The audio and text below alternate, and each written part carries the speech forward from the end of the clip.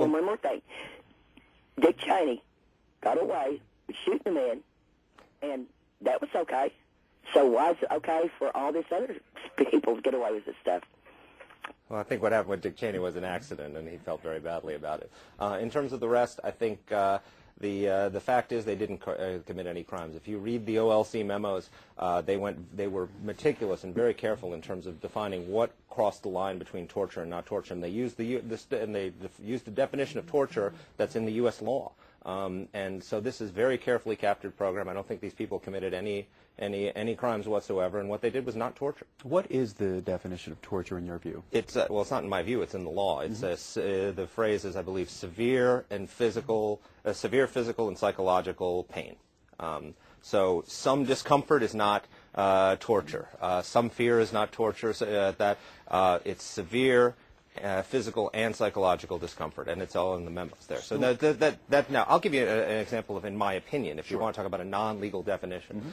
Christopher Hitchens who's a brilliant writer, good on I agree with him on a lot of things. He disagrees with waterboarding. So he went on, and you can watch this on the Vanity Fair website if you want to go online. He underwent waterboarding to see what it feels like, to prove that it was torture. In so doing, he proved it was not torture. A common sense definition of torture is, if you're willing to try it to see what it feels like, it's not torture. So if I told the Christopher Hitchens, I'm going to pull your teeth out with a plier, see what it feels like, would you try it? He wouldn't try it. I said, I'm going to pull your fingernails off to see what it feels like to try it. Would you try it? No, you wouldn't try it. I'm going to put electrodes on your body and puts a few 100,000 or 1,000 bolts through your body. Would you try it? No. The fact is that waterboarding and all the techniques in this program were 27,000 American servicemen undergo them in the same conditions as were done to the terrorists through SEER training. So every one of these techniques was used on our own troops in training, in their military training, and none of them had adverse effects as a result. Next call, Pensacola, Florida. D on the line. Hello. Yes. I'm just appalled at the ignorance and arrogance of the Americans. We prosecuted people in World War II. We hung people in World War II for the same crimes that was committed by our government. And for this man to sit here and say that it isn't torture, I mean, it's in the books. That's why they carefully told him what to do. And I was a former service member. And for us to torture people, we're no better than Al-Qaeda. Well, they may have cut off the head, but we tortured people. And for you to come now and come up with a legal decision how to justify torture, it's arrogance and ignorance of Americans to think that we're above the whole world. Mr. Thiessen. First of all, thank you for your service. If you served our nation in uniform, I'm grateful to you. Second of all, I just simply disagree with you. It's what was done was not torture, and you can read the OLC memos for yourself now, unfortunately, because they shouldn't be public. But the other thing you have to take into account, I respect your opinion. You have a completely moral position behind it, but you have to accept the consequences of your decision. The consequence of your decision would be that if we had not been able to use these of your position, if we had not been able to use these techniques, there would have been a plane hijacked and flown into the Library Tower in Los Angeles. There would have been planes hijacked and flown into Heathrow Airport and buildings in downtown London. There would have been an attack on our embassy in Karachi, our consulate in Karachi, using car bombs and motorcycle bombs. There would have been an attack on our marine base in Djibouti, like the one that was done on in Saudi Arabia, which was blown up and killed hundreds and potentially thousands of Marines.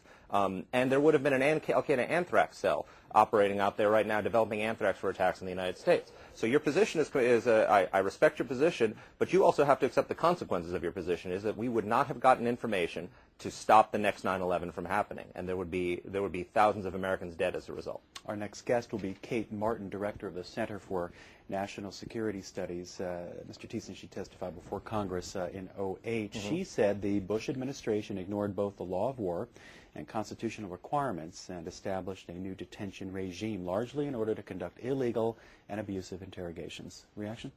I think it's completely false. All you have to do is read the OLC memos and see that it was not illegal, that it was within the law. These techniques were limited. They were done to a very small number of people who had high value information about imminent attacks. I mean, the people who were waterboarded, Khalid Sheikh Mohammed, the mastermind of 9/11. Abu Zubaydah, the man who helped al-Qaeda escape from Afghanistan after the 9/11 attacks, a key lieutenant of Osama bin Laden, a terrorist named al-Nashri, who was also a brutal terrorist. And the fact is, these things work. Something that's in the papers today that you mentioned earlier on your hour. This, when I say that this works and critics say that it doesn't work, you don't have to believe me. You don't have to believe George Bush. What about Barack Obama's own director of national intelligence? He sent out a letter to the intelligence community on April 16th, and in that letter he says, quote, high-value information came from interrogations in which these methods were used and provided a deeper understanding of the al-Qaeda organization that was attacking this country. This sentence is almost parallel to a press release that was put out when the OLC memo. This letter is almost parallel to a press release that was put out, but somehow this fell out of the press release that the Obama administration got to edit. So the question is, it's not me, it's not George Bush, it's the intelligence community, and it's even Obama's own director of national intelligence says that this information helped stop terrorist attacks in this country. So that's an indisputable position now. There is the headline, if you want to read the story. Washington Times, just below the fold, Intel chief defends techniques. That's the subhead. Obama open to torture memo prosecution. The headline of that story. New Smyrna Beach, Florida. Thanks for waiting. Dale on the line. Good morning.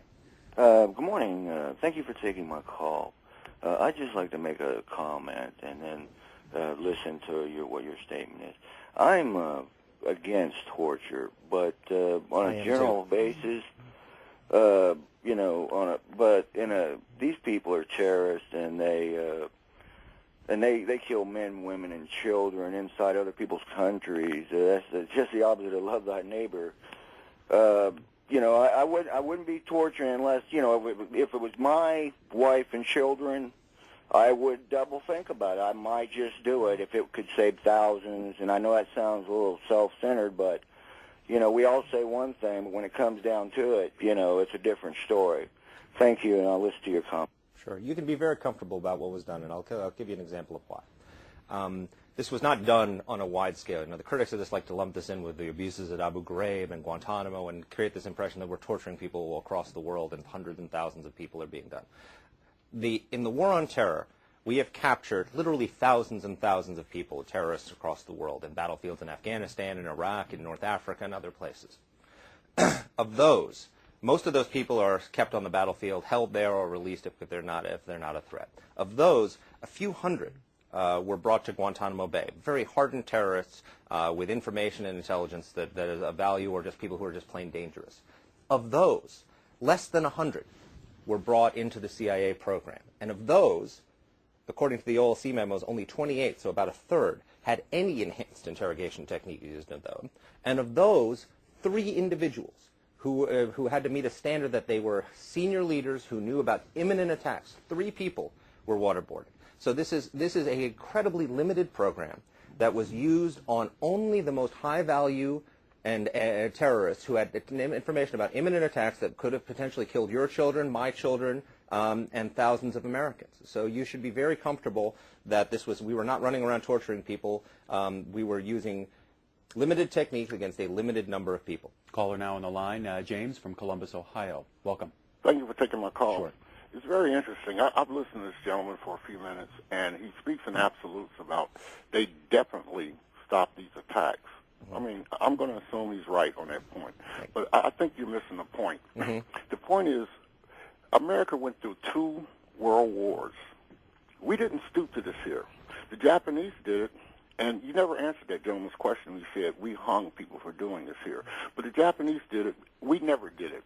Because being American is holding those high standards. And you say that we have to pay for it if we do hold those high standards. That's what being American is. You have those high standards, and you don't you don't give in to the dark side. And just like all these other programs you ran, the NSA was taping Congressman Harmon. You guys were breaking the law every chance you guys took. You got a congressman that was being taped by the NSA.